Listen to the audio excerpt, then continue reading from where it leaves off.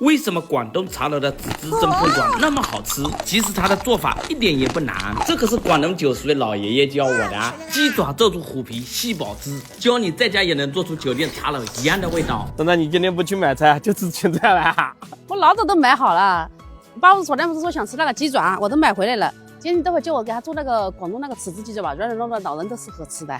这样的，哎，那个豉汁凤爪在广东的茶楼是做必点的，很简单的，我教你啊。等会你说仔细一点啊。好。做鸡爪要怎么处理啊？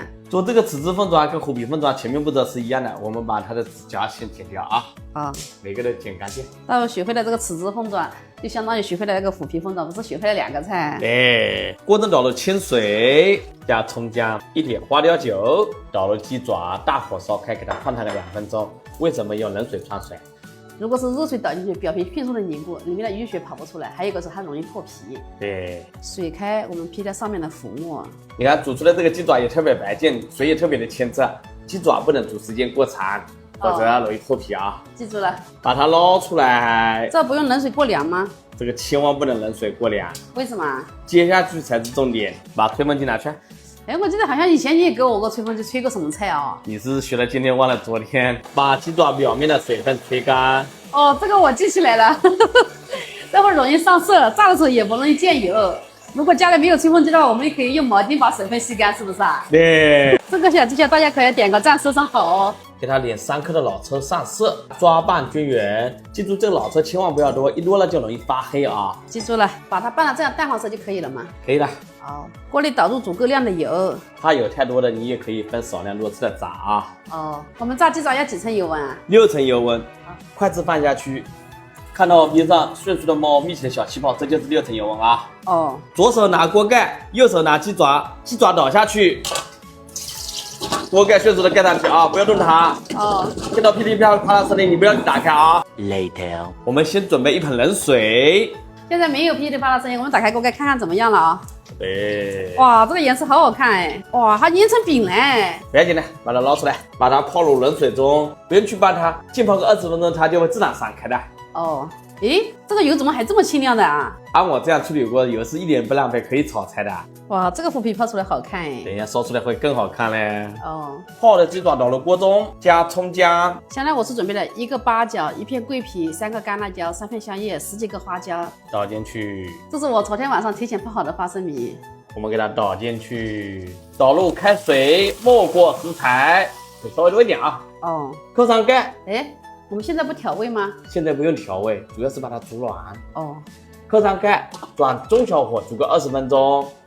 兄弟姐妹们，我每天都会分享一道简单的家常菜，能不能给我点个小红心支持一下？方便下次想吃不会做还能找到我。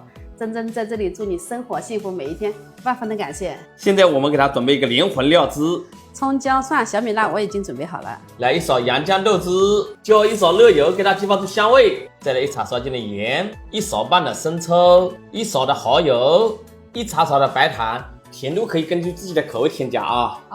少许的老抽调色，胡椒粉1茶勺鸡精，给它搅拌均匀，灵魂的料汁就调好了。就这么简单。这时候鸡爪也煮好了，我们都给它捞出来。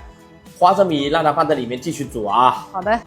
花生米还要煮多久啊？煮得烂一点更好。鸡爪从中心就给它剪开。如果太烫可以冲冷水吗？鸡爪是千万不能冲冷水的，如果冲了冷水，外面湿漉漉的香味冲掉了就不好了。如果你觉得太烫了，可以冷掉以后再剪啊。